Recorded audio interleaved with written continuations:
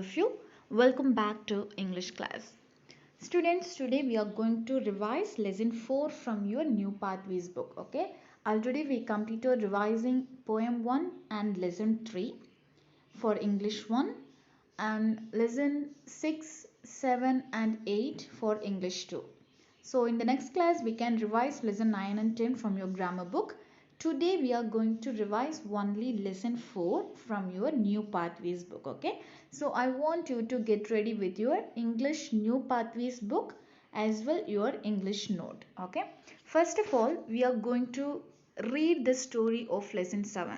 The title of lesson 4. The title of lesson 4 is Hachiko. Okay, it's the name of a dog. So in this lesson we are going to learn about Hachiko. Okay, already we learned.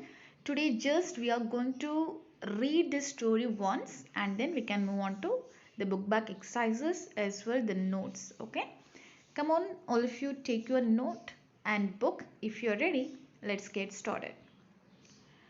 It was a late December morning. Few people were making their way to the Shibuya train station through the icy wind. I was helping my grandmother set up the newspaper stall for the day. As I was laying out colorful magazines on a stand outside the stall, a golden brown animal whizzed past me. "It's a wolf!" I screamed and dashed behind the magazine stand. "No, Rai-chan, he's just an Akita puppy," said Dr. Yuno, rushing down the pavement to calm me. "Konnichiwa, Dr. Yuno," greeted my grandmother as she stepped out of the newspaper stall and reached out to hold my hand comfortingly. "How are you, Mrs. Daisyok?" Dr. Yuno said, bowing respectfully. "Raichon, I hope you had a good holiday in your village," he said, turning to me. I nodded, still crouching. "I'm sorry Hachiko scared you. Come meet him." Dr. Yuno smiled encouragingly. Dr. Yuno was a professor at the Tokyo Imperial University. He often bought magazines from us. My grandmother had known him for years. I realized he had got himself a pet dog when I was away on my school holidays to visit my parents. "Good morning, Dr. Yuno," I said as I walked up to him slowly. I bent forward and carefully extended my fist to Hachiko in friendship. He licked it quickly and wagged his tail back and forth till his whole body shook. We laughed to see him so happy. "See you soon," said Dr. Yuno as he waved to the three of us and entered the station. He shut the train station's door behind him to keep the cold draught out. As each of the passengers walked in and out of the station, they carefully shut the door behind them to keep away the cold. Hachiko looked on longingly towards the door for some time and then turned to walk home. I followed Hachiko from a safe distance. When he ran into Dr. Yuno's garden, I waved to him to say goodbye and rushed to my school. In the evening, I returned to our stall to help my grandmother pack the unsold magazines and newspapers. I saw Hachiko waiting near our stall, looking eagerly at the door to the Shibuya station. I petted him. He gobbled the little piece of serum I gave him from my snack box. As I kneeled down to play with him, he wagged his tail and whimpered joyfully. He rolled over and allowed me to rub his belly.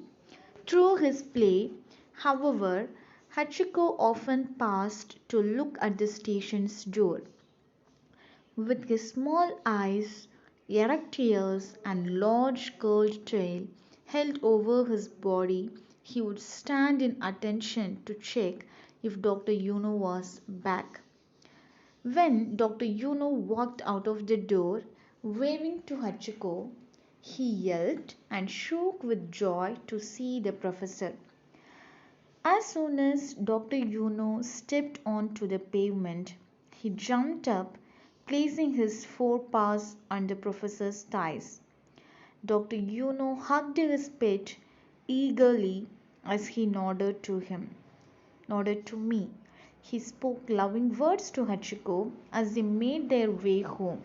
Little did I know that I was going to see this lovely reunion every day for many, many months. Hachiko came every day to see off and receive Dr. Yuno. I had developed a deep friendship with Hachiko. In fact, many regular passengers at the Shibuya station were friends with Hachiko. They admired the dog's love for Dr. Yuno. The evening of 21 May 1925, however, was different. Hachiko sama was not interested in our usual games.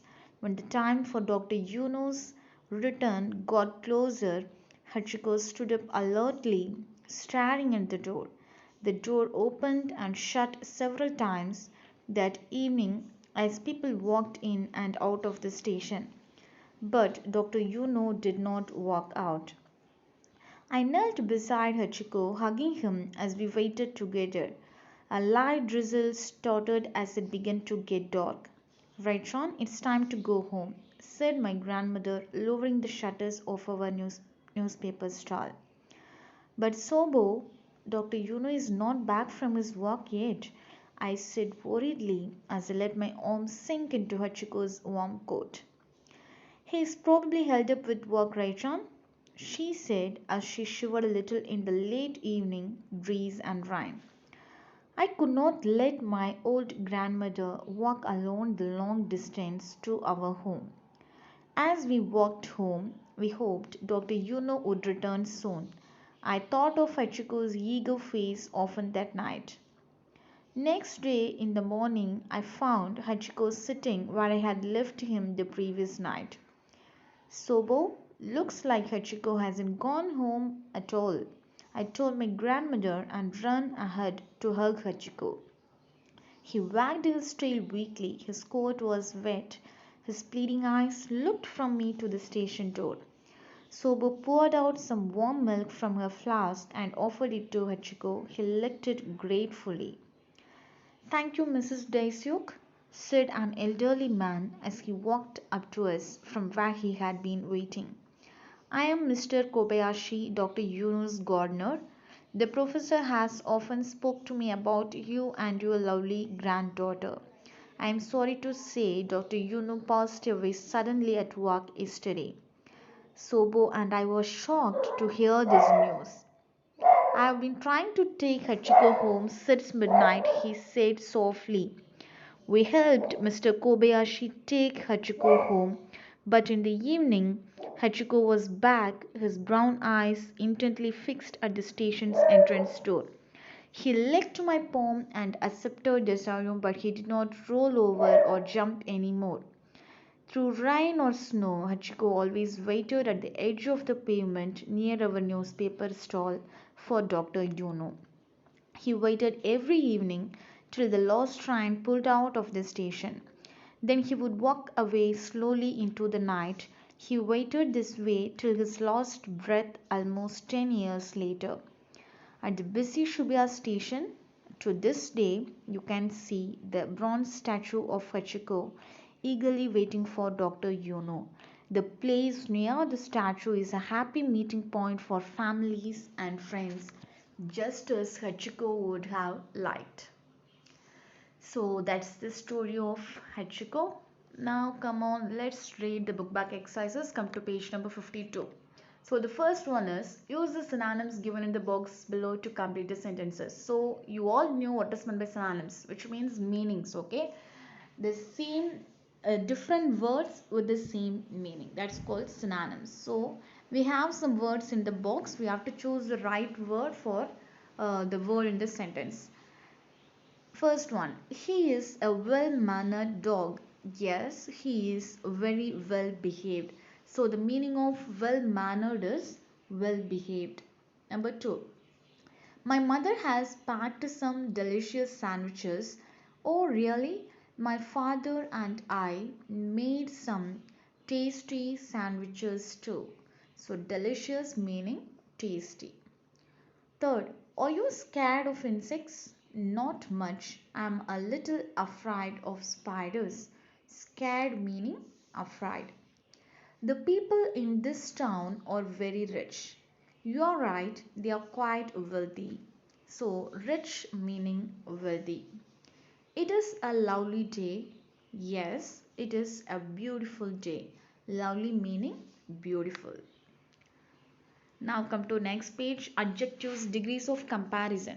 So degrees of comparison, in degrees of comparison, if we are not comparing a noun with other, we can use the adjective just like that, okay? And if we are comparing one noun with another noun, you should add or with the adjective plus than, okay? Adjective plus or plus than. And for some words we can't add or with the adjective, so for those words you should use more, okay?